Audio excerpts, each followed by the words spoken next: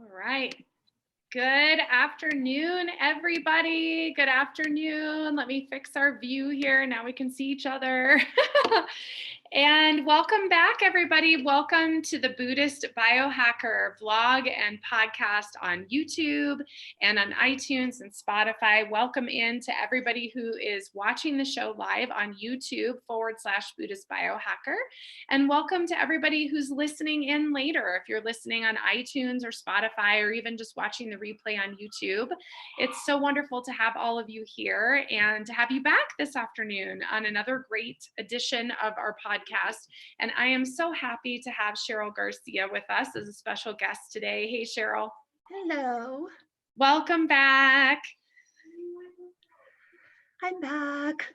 You're back. Cheryl's back. And we are going to talk about how to naturally support your immune system. I think there has been nothing but podcasts and blogs and conversations about supporting your immune system since this global event began back in March in the United States. And before then, there was already discussion about it. And so I really wanted to have Sheryl come on. She's an herbologist and she is an expert in how to support your immune system through natural means. And I also am an Ayurveda practitioner. And so we both have these different modalities and different ways we've learned to support our immune systems. And so first, Sheryl, I wanted to talk to everybody about why the immune system is important, why we need to boost it. And because I think everybody gets it as far as, you know, we want to have the ability to fight off virus and things like that. But what else is there? I just want to get your thoughts starting out with, like, what do you think about the immune system? I mean, that's like a big question, but. So I was thinking about, when I was thinking about it, there's, so your immune system, it's working all the time. And so every day it's doing something, and then it kicks into action even more when it has something attacking the body.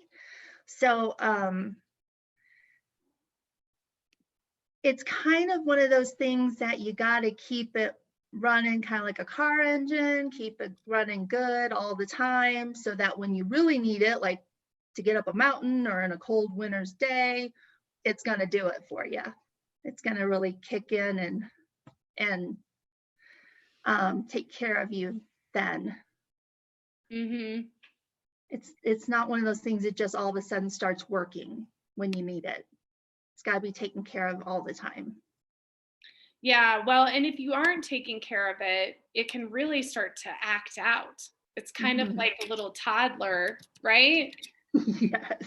Like it starts to act out, it starts to behave in all sorts of funky ways. And that's where we get auto-inflammatory and autoimmune dysfunction, where our immune systems start to act out and misbehave. And we're seeing that with the coronavirus. You know, the cases of coronavirus that have gotten serious are folks who already had immune system dysfunction or challenges, and who had immune systems that essentially acted out. There's actually a great article by Dr. Jill Carnahan talking about a cytokine storm, which is essentially what's happening and attacking the lungs. And so part of keeping our immune system healthy, and this is part of why I wanted us to talk today, truly, and for everybody who's listening, is part of why we want to keep our immune system healthy is we want it to behave appropriately when we are exposed to any kind of virus or bacteria or parasite or any of those things, so that it doesn't act out and make us sicker. Right. It's not giving it a way in, a backdoor in, by having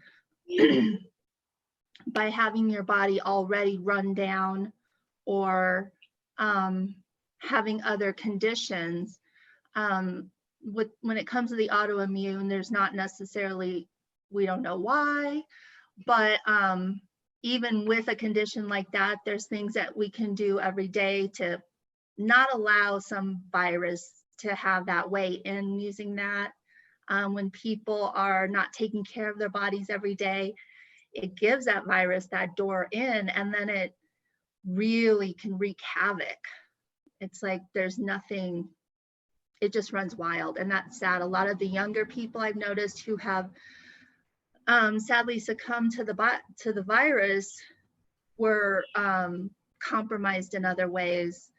Health-wise, they could have been really overweight or had diabetes or both or something, like you were saying, and the body just couldn't do anything. It just couldn't fight it. Mm-hmm.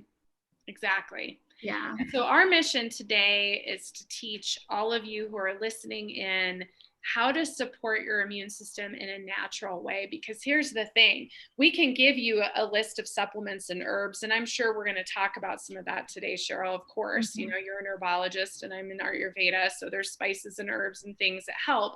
However, the ability to go out and buy a vitamin may be low. The opportunity to do that may be low.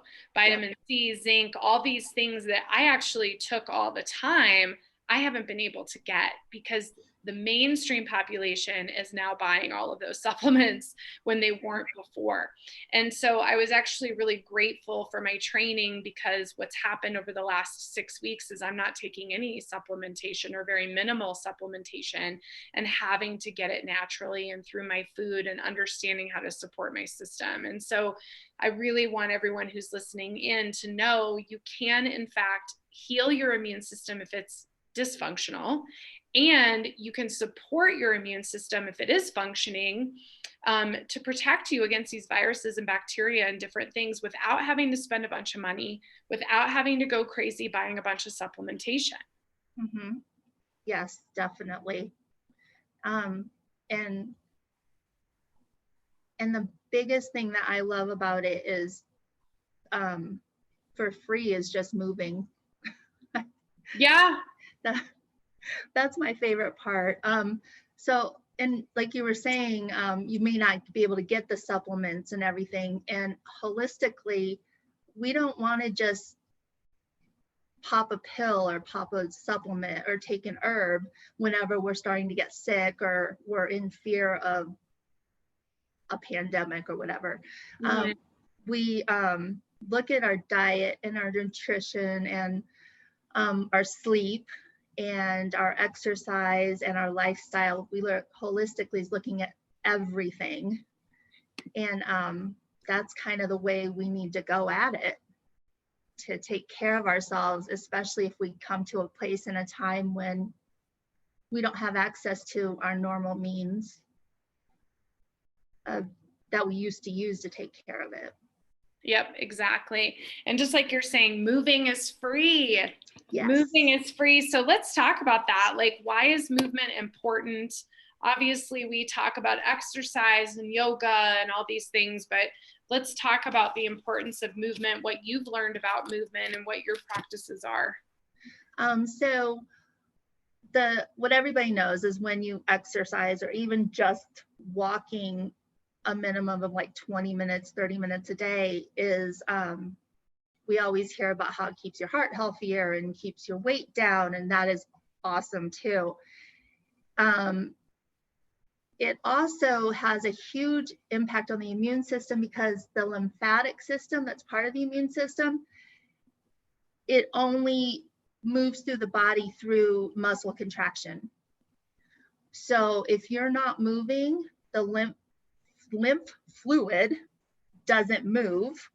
And so that's a huge part of the immune system, because that creates lymphocytes, which are special white blood cells that actually produce antibodies that help fight the infections, and can have even been shown to eat certain viruses and things.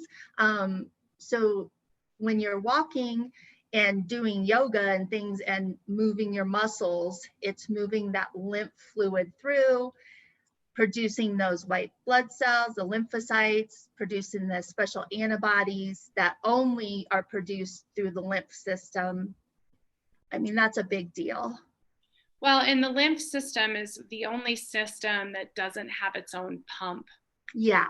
So when you think about like the heart pumps the blood, we don't have a pump for the lymphatic system. And that's a big deal, because the only way to pump that system is movement, like you're talking about. And you have to move, to literally move that system and get your lymphatic system flowing to create those white blood cells, which is really important, right? Right. Very, very important. And there are some great Ayurveda practices. There's a couple things I do almost every single day to help with my lymphatic system, and have been doing really for the better part of a decade. One of them is a very simple yoga posture, either putting your feet up the wall, your legs up the wall, which is putting your legs straight up, or plow position, which is putting your feet all the way behind you. But I actually keep my legs straight up, and I do this right after the shower, believe it or not. So I put my legs straight up, and it allows all the blood to flow towards the heart, and it starts pumping the lymphatic system. And it's actually amazing when you do that, you can actually hear your heartbeat in your head, and you feel the rushing, and sometimes you can even feel dizzy, but you're moving that energy through. So that's one really great practice. Another great practice is dry brushing, which I do in the shower. So the dry brushing, I'm making a note while I'm talking, which I shouldn't do. But I'm like, oh, I just thought of something.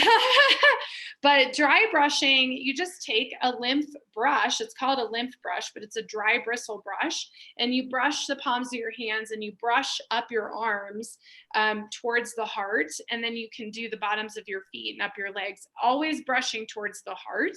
So I dry brush my entire body every single time I shower. So that dry brushing, and then you get out and you put your legs up and you flush the lymphatic system. It really gets everything moving, gets your immune system working in a different way. And it supports the pumping that needs to happen within your lymph nodes, because they're all over your body. Yeah, they are. They're everywhere. And I just wanted to say, for some of us, it's really hard to do legs up the wall because Yeah. You also, to start out, if you put them in a chair, lay back with them, it's the beginners. No, that's a great point. You can also pull, another thing you can do is just scoot as close to a wall with your bottom as you can. And you can actually bend your knees and just put your feet up on the wall. And as long as you can push yourself back, and that'll give you enough of an inversion to be able to help with it as well. Backwards that way is good, but you can also just do a forward fold.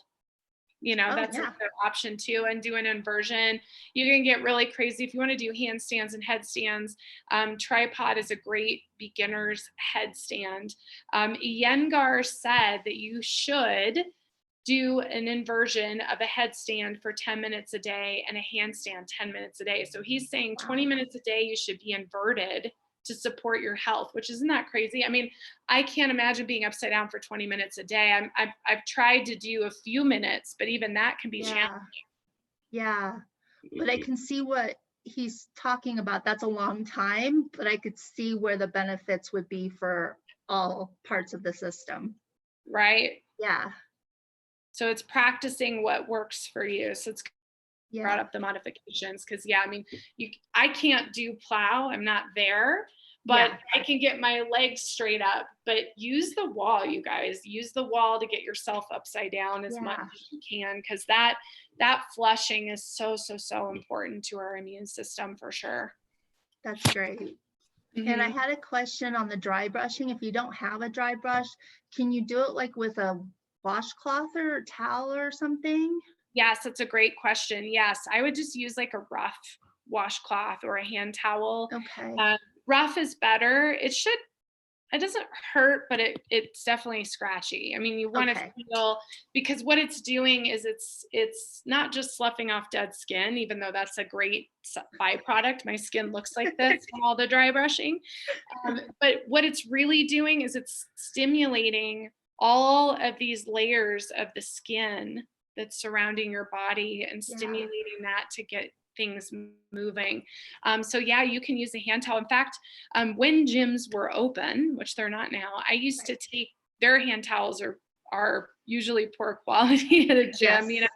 Yes. So I usually took their hand towel into the dry sauna, and I would scratch my body with the hand towel while I was in the dry sauna sweating. So that's something that you guys can do at home. You can turn the shower really hot, and when it gets nice and steamy, start taking that towel, dry brushing in the steam, in the hot water, and just really pulling that stuff and getting everything moving in your body. That's another good That's a great idea. That's good. It's kind of nice because you feel like you've had a spa day when all you did was take a shower. And I think we all need that Mhm. spa day. It's Lock the kids self-care, out. right? Yeah. Oh my gosh. What else do you do for the lymph system? What do you do? I do the walking and yoga. I really do love yoga. Just the movement. That's every day when I get up, I have to, because I'm really kind of a slug at heart and just want to sit. So every day I'm like, you have to move, and it has to be not just the upper half when I'm talking, but my legs. That's my daily goal. Because when I work, I sit and I just, like my chair. And so I have to get going. Yeah. I like it. I like it. Are there any herbs that folks can take for the lymphatic system? I don't like necessarily focusing on that because I kind of would rather, there are, but I would rather just do like a more whole immune thing. I get it. I get it. Yeah, there are some Ayurvedic herbs that are good for immune flushing or for lymphatic flushing. You can do lymphatic massage when massage opens back up in the United States. You could do that. You can do it yourself, actually. I think it's really great to look at a photo of the lymphatic system. I should see if I can pull one up while we're talking, actually. So let's keep talking, but I'm going to try. It's a little crazy when you see where all the lymph, they're not just here. Like everybody knows the lymphs here. They're everywhere. So yeah, I did want to say, when we talk about herbs, and I know it's the same when it comes to other like Chinese herbs, that there's immune modulators and immune stimulators. Oh, okay. Here's the picture of the immune system. Yeah. So here's what everybody can see. All these teeny tiny little lymph nodes in here. Everywhere. All over in your body. And so especially under the armpits. So again, even block therapy, we had Deanna Hansen, the founder of Block Therapy, on a few weeks ago, and she talked about block therapy. I've started doing that, and you're really pointing into these shoulder areas here, into the diaphragm, into the legs there. That's all going to move your lymphatic system. So I'm going to stop sharing, but I just wanted to give everybody a visual there. Okay, so go on. Yeah. What are you saying? Oh, because I wanted to just say there's immune modulators and immune stimulators. And the reason I wanted to say that was the difference being that when you take an immune modulator herb, or even it goes into medications too, but on herbs, those are the ones that help you, that help the immune system like daily. They're the ones that help the reduce immune resistance to helping, like autoimmune disease and stuff, when the immune system is not kicking in the right way or kicking in too much, as some of us have. And it helps the natural killer cells, which are the ones your body produces that go out and hunt down the bad cells. Okay. I like that, they're the killer cells. Yeah. I like that.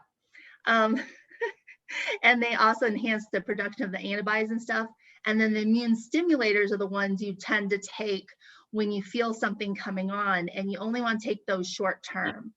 So like in the Western herbalism and stuff like echinacea, you wouldn't take that all the time, because it's a stimulator and your body can get used to that.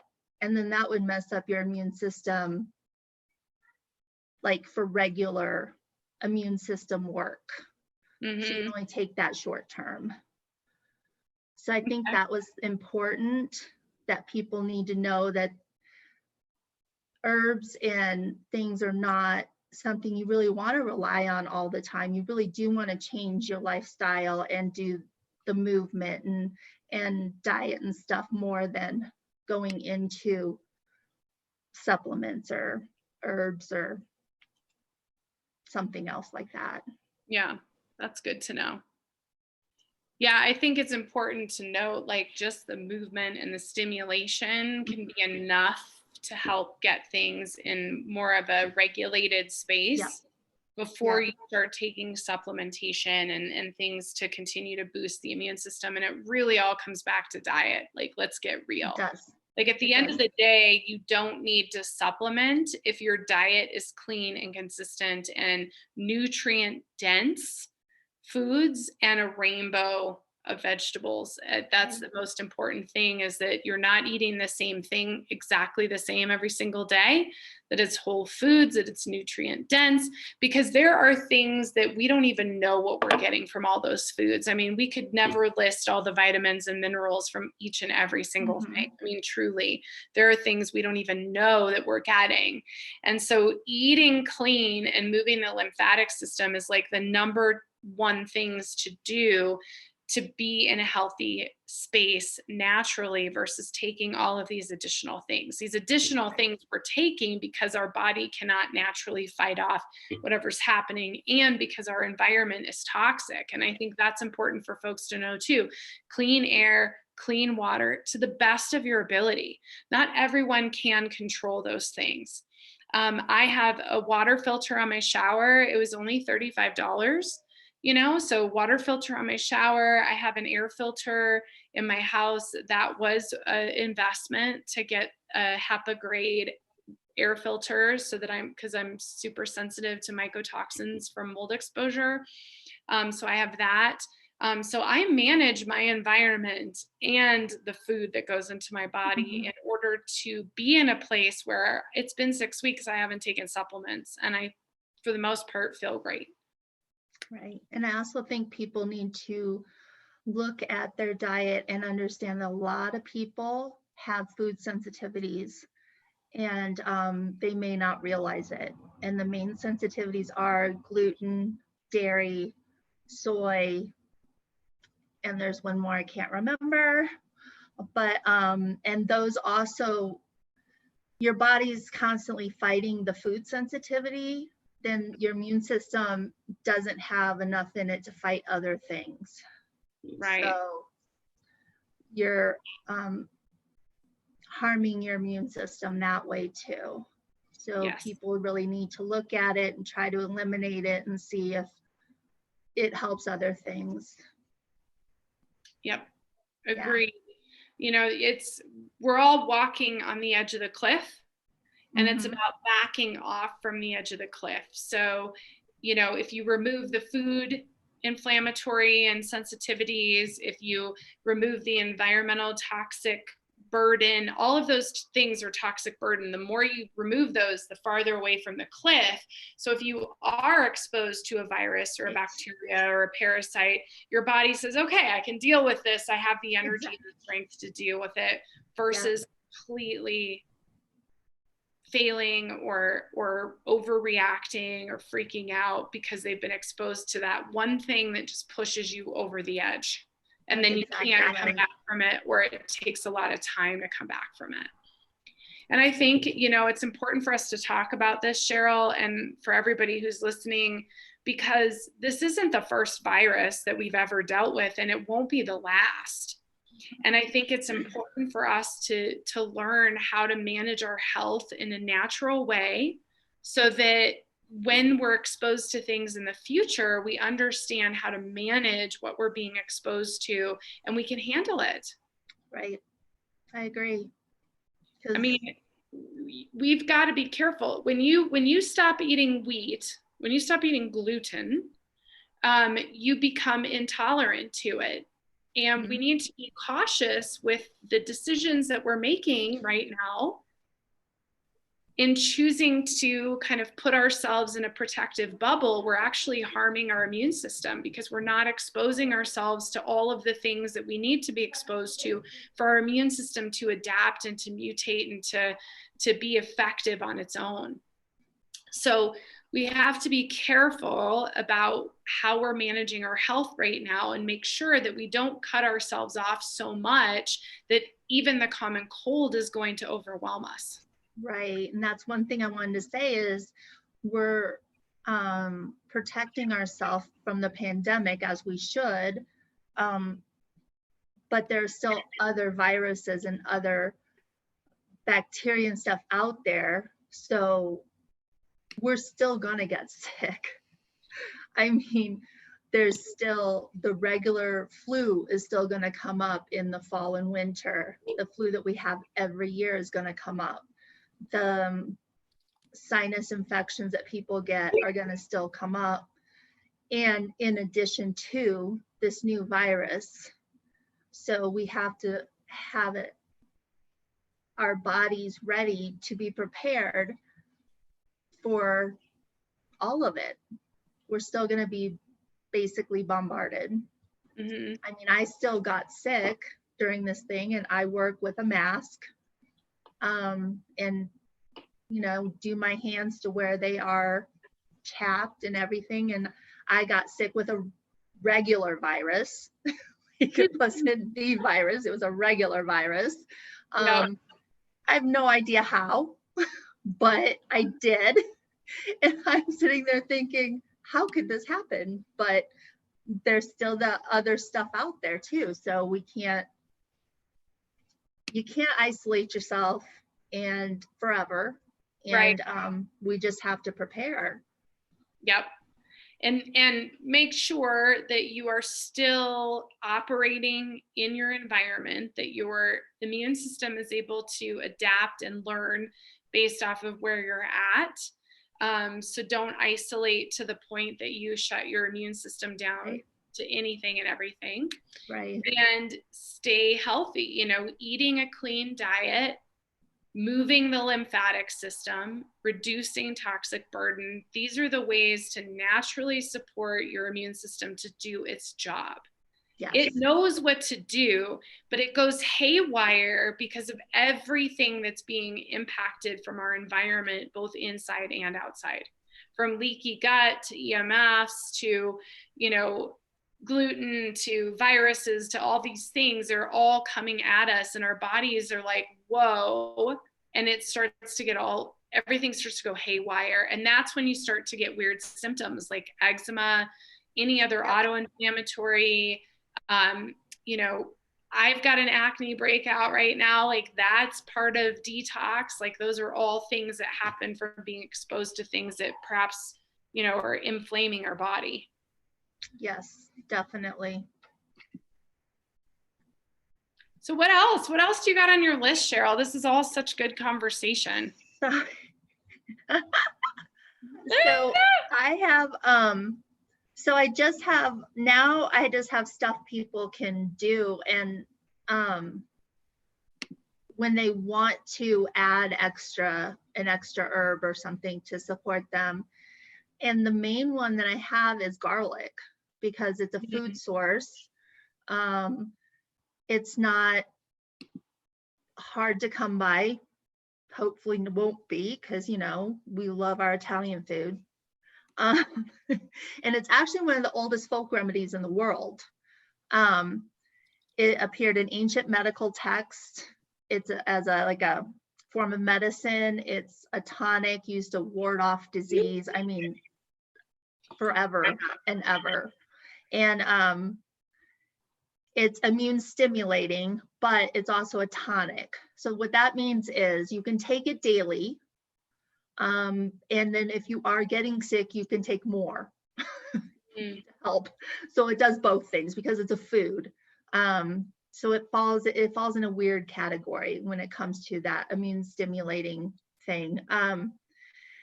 So there's been lots of scientific studies on garlic about blood blood pressure lowering, diabetic stuff, all sorts.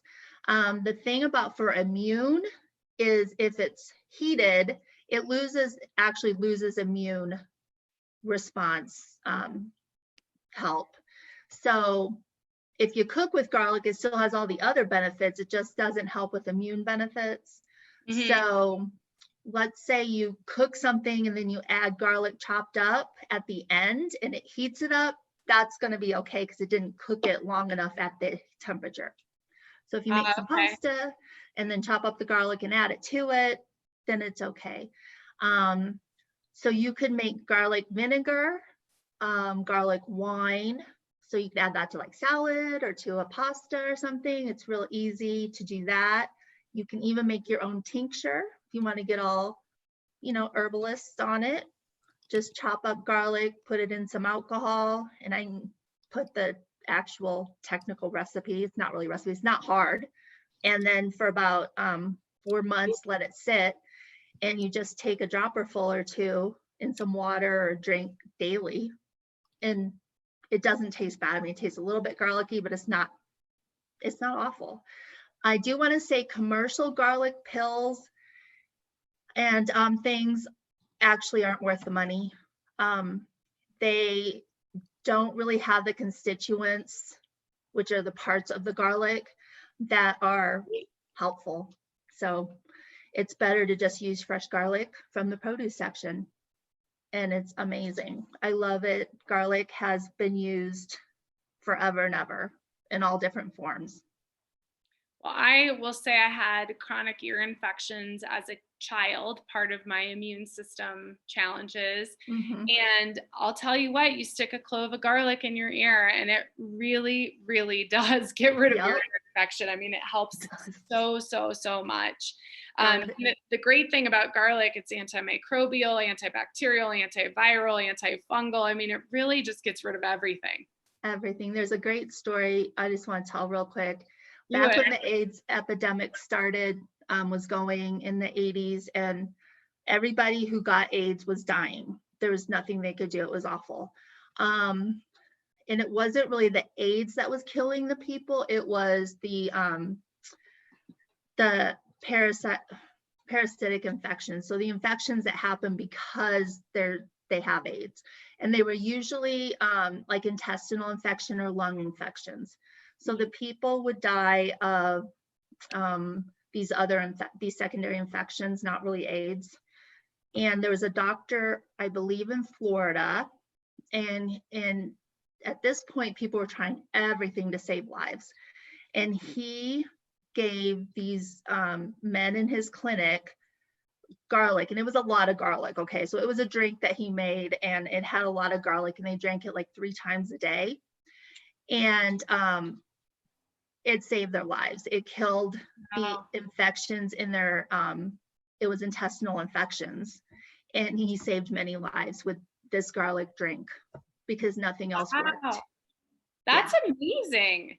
Yeah, it was a miracle. I mean, I love that story. And it was the only thing at that time that they had that could save the lives. That's really amazing.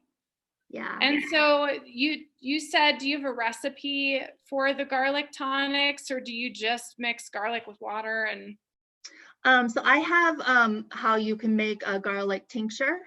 Okay.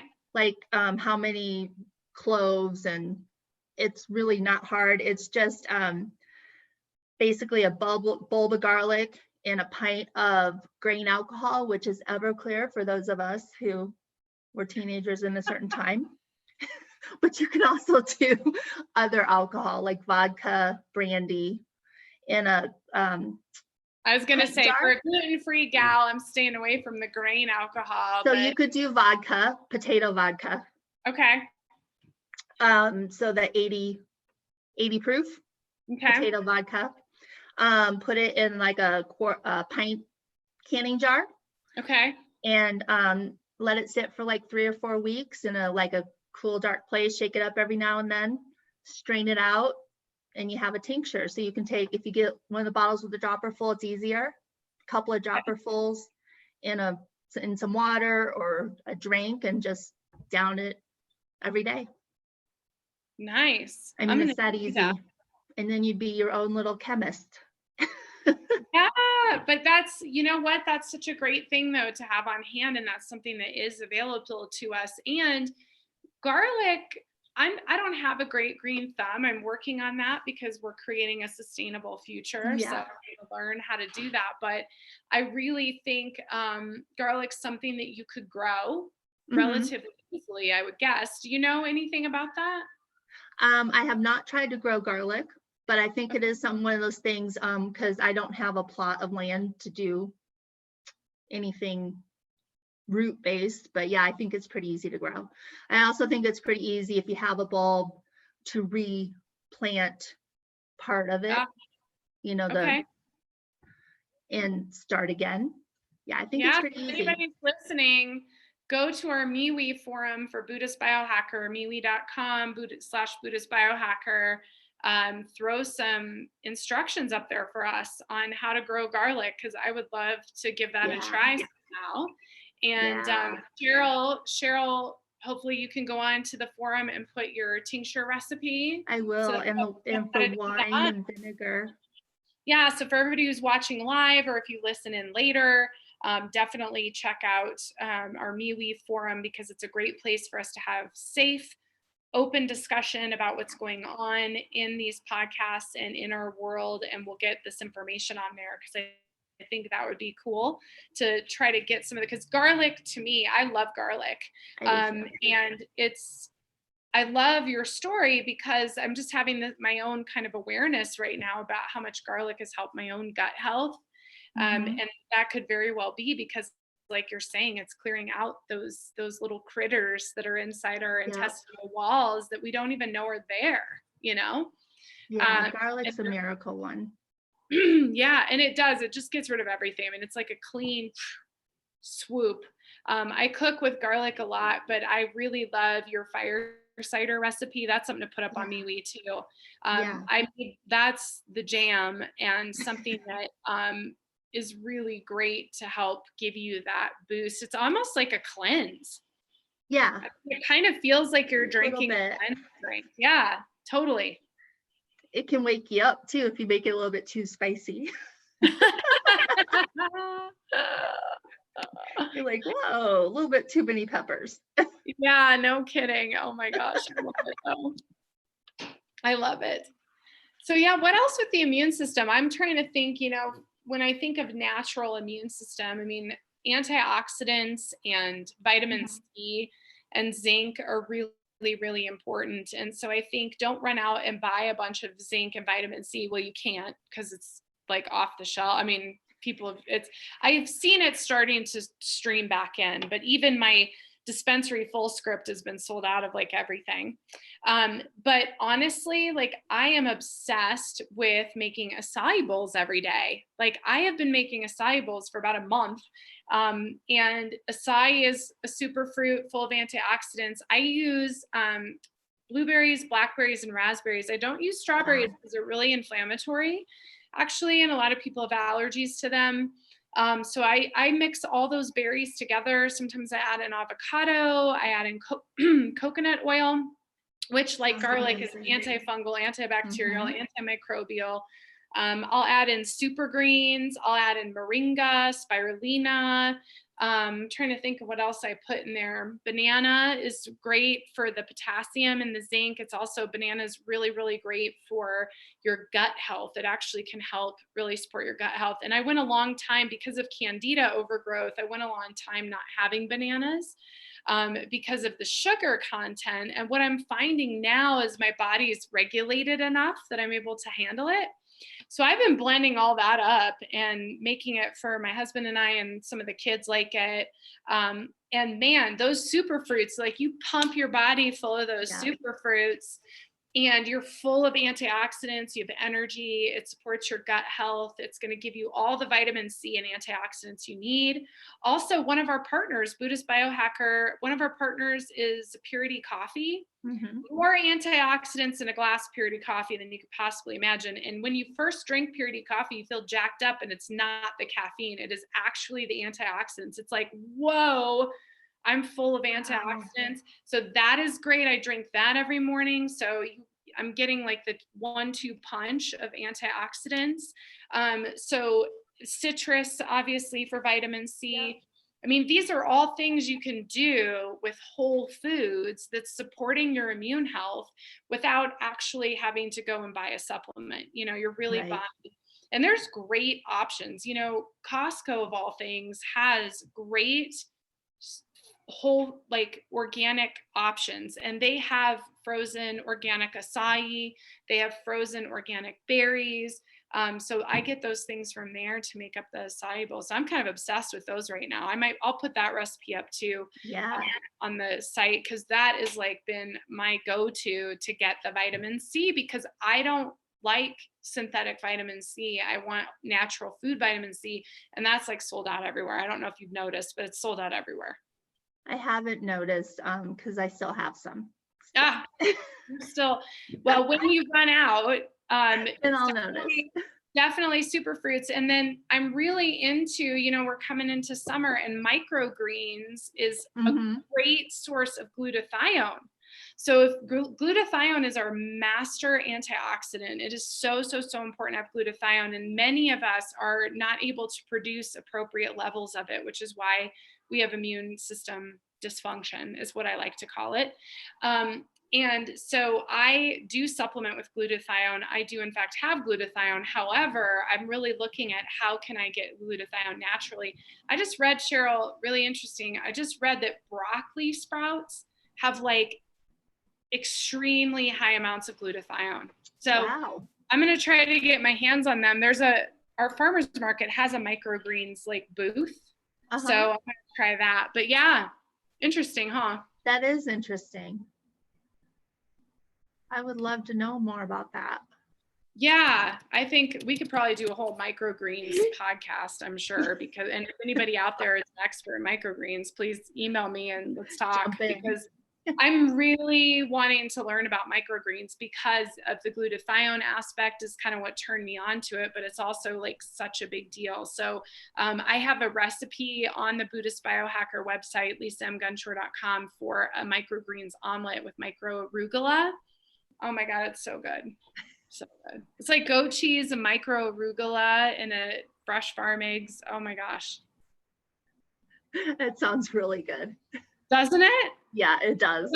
That's like in my head, like when I think like, how do we support our immune system? So dry brush, dump yourself upside down, get your superfoods, eat your garlic. Like these are the things that can really help support your immune system. Yeah. Yeah. And they're easy. What else? What else do you want to talk about? So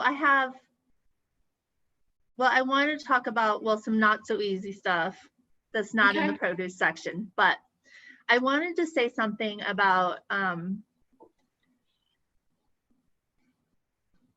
so I know everybody, a lot of people run out when they're getting sick and get the echinacea and stuff. And I wanted to give a warning that for people who have an autoimmune disorder or other chronic illnesses, they should not take echinacea because it will exacerbate it and they will go into a relapse or just have an exacerbation of symptoms. I think it's talked about too much as the go-to herb to cure whatever, and it is a great herb. It's really awesome topically, which autoimmune people can use topically. For wounds and stuff, healing wounds, amazing. But orally, I have an autoimmune disorder. I just want to warn people, and it is in a lot of pre-prepared cold and flu things over the counter too. So just be careful about it. Interesting. What does it do? I'm just curious. What does echinacea do if you have an immune dysfunction? Somehow it triggers, I don't know exactly how it does it. I don't think anybody does. But in a lot of the people, it triggers the immune response in a way in the wrong way, so that then what the immune response does in an autoimmune disorder is attacks the person's body instead of so this is fascinating, Sheryl, because in 2011, when I got very ill with parasites, didn't know they were parasites until it took me about 3 months to sort this out. You guys can all read my book. But I drank, I'll never, ever forget this. This is blowing my mind right now, what you're saying. I will never forget this moment. I drank a bunch of echinacea tea trying to help myself get better. And I had my very first neurological episode. That was the very first one I ever had. And my whole body like twitched. I was getting my nervous system tweaking. I was having all these neurological issues, and which down the road became even more and more prevalent. But just in what you're saying right now, like literally, this is the first I've even thought of that in years, is that was from echinacea tea. And I remember asking somebody about it, and their response was, well, maybe your body wasn't ready for it yet. So I'm curious, I'm going to make a note. I'm going to see if I can find some more information about this. But I get what you're saying. So what you're saying is echinacea is creating an immune response that in somebody who has an autoimmune response, it's actually creating the autoimmune response. Right. Versus a regular immune response because of the potency of the echinacea, essentially, right? Okay. Yeah. So instead of attacking the virus attacking the body, it turns it around and attacks the body. I get it. It's the wires crossed. Yeah, that's huge. That's super important for everybody to know. My God. Yeah. And also to know that it's in a lot of prepared preparations for cold and flu, including the airborne tablets that dissolve in water. It's even in there. So well, let's talk about the airborne tablets and the Emergen-C. Guys, it's full of folic acid. Like get away from it. There's folic acid and vitamin C. 26% of the population has an MTHFR mutation in which folic acid just builds up in your system and makes you sicker. So just stay away from it. Like I used to take Emergen-C all the time till I had this information. And then it was like, holy cow, I've been pumping my body full of folic acid, which I simply cannot have. Now, there are some genetic mutations where they have to have folic acid versus metatetrahydrofolate. But just know, if you don't know what your genetics are, the best thing is to stay away from all of it and just not go there, because you don't want to send mixed signals in your body. And that stuff just builds up and then it affects your immune system, like what we're talking about. Right. It does, because I didn't know it was in airborne, and I was taking it and then was wondering why I was always having these other symptoms related to a cold or whatever. And now I know. Yeah, huge information, truly. It really is. What else? That's a good thing. You got a good list. Keep it going. What else you got on your list? The other one I have is, well, we're getting into my astragalus herb. It is actually considered a Chinese herb, but it's very much into Western herbalism. I don't know about Ayurveda. It's not an Ayurvedic herb, It's actually little, you get them and they're like little sticks, like bark. And it is, I love it. They call it an adaptogen. Nice. So in Ayurveda, ashwagandha is probably the biggest, most well-known adaptogen herb. And an adaptogen herb, for everybody who's listening, an adaptogen means that it adapts. It kind of goes in and does what you need it to do. Yeah, it enhances all parts of the immunity. That's what astragalus does. So that's why it's amazing. I don't have a problem taking it with autoimmune. It's gentle, non-stimulating. It's one of those things you can have every day. They really like putting it, the Chinese like putting it in soup. I make a tea out of it. Excuse me, sorry. And it's just, it also helps if you're under a lot of stress. It helps your body release the cortisol and everything, and helps you deal with stress better. So it does that too, because if you're under a lot of stress, your immune system suffers. We hadn't mentioned that. Yeah. So high stress, Oh, yeah, stress. you're gonna get sick more. It's just how it is, unless you take care of the stress. And astragalus helps with that. So I just really like it. I just put some sticks. I ordered this from Mountain Rose Herbs. That's where I get most of my herbs from. Okay. And I just put like 4 or 5 sticks in a quart jar and put boiling water in it and just let it sit until it cools down. I mean, that's the easiest way to make any herbal tea, I think. And then I just drink some throughout the day. I mean, it probably ends up being a cup a day, probably, because I just drink it throughout. You can also make, I stuck it in soup. I've stuck it in other teas because it has a very light taste. So you can stick it in pretty much anything. You know, if you stick it in a soup or a stew, just pull it out like you would a bay leaf. Or if you forget, you munch on it, then you remember. It's not a big deal. But the one thing I do want to say about astragalus, they sell a tincture. The tincture is good for other benefits that astragalus has. It's not good for immunity. So if you're using it for immunity, to keep your immunity going, tincture isn't good because the parts that help immunity do not come out in the alcohol that is made in a tincture.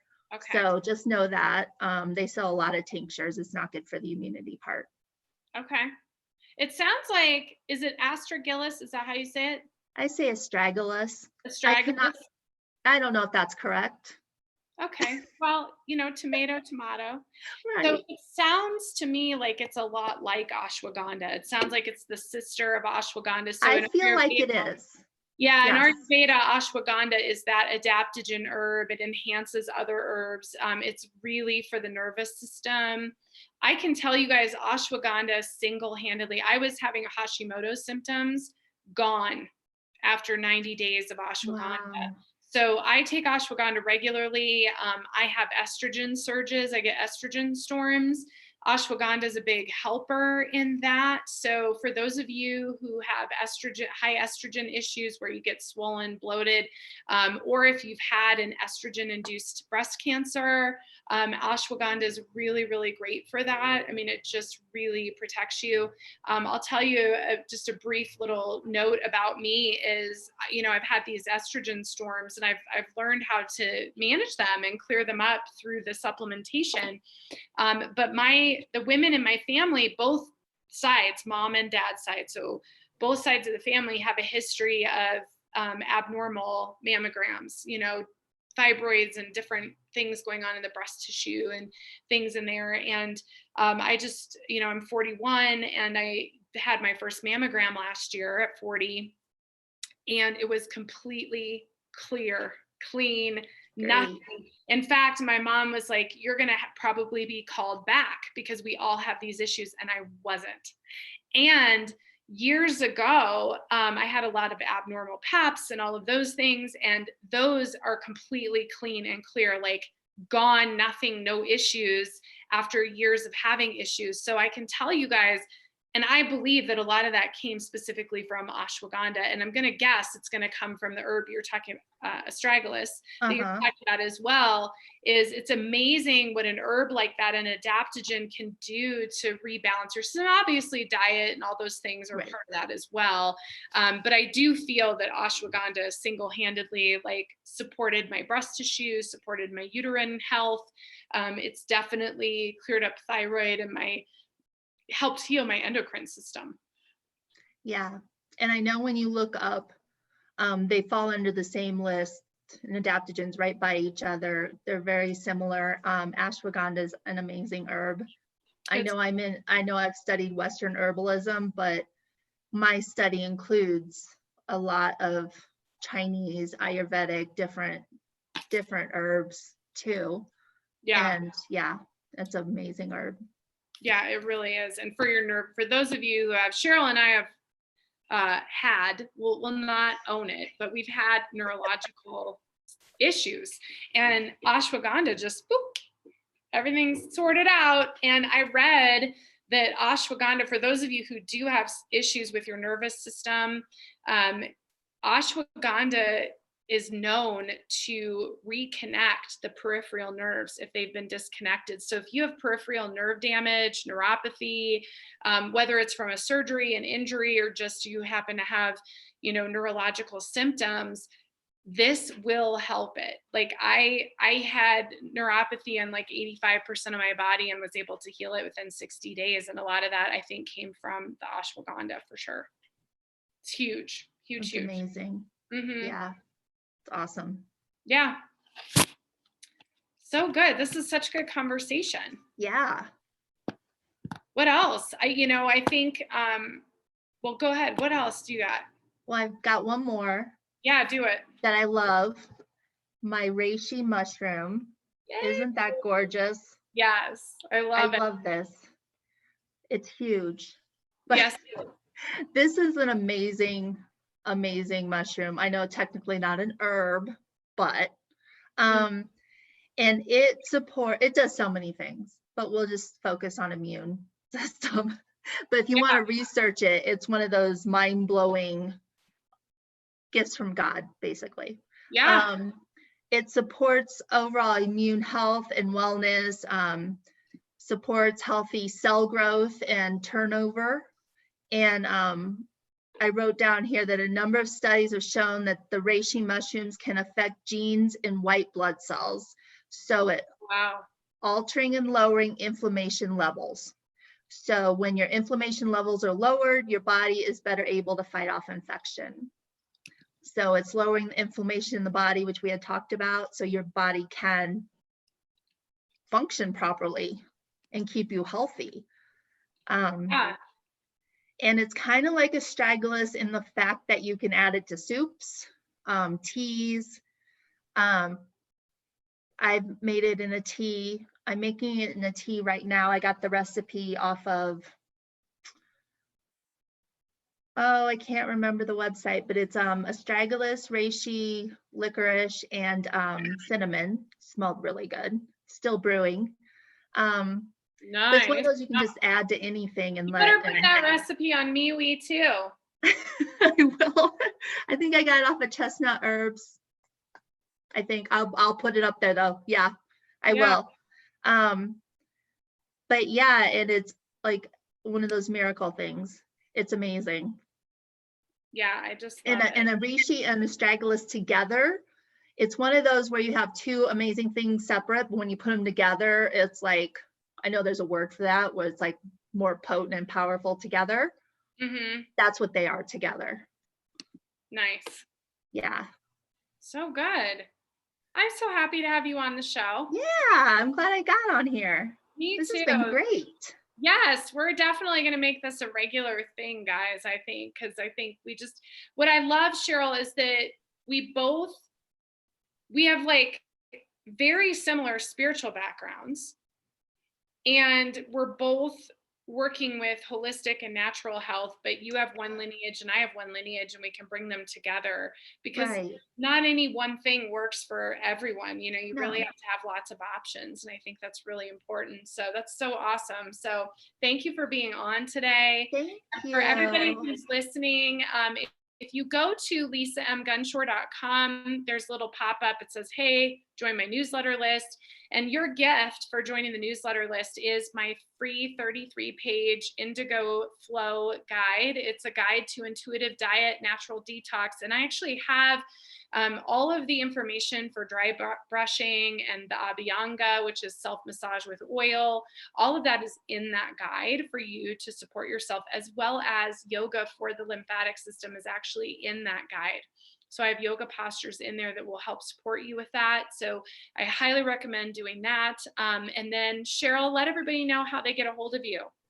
So my website is coloradoherbalist.com. You can get on there and check it out. And my email is colorado_herbalist@outlook.com. But you can definitely just get on the website, check it out.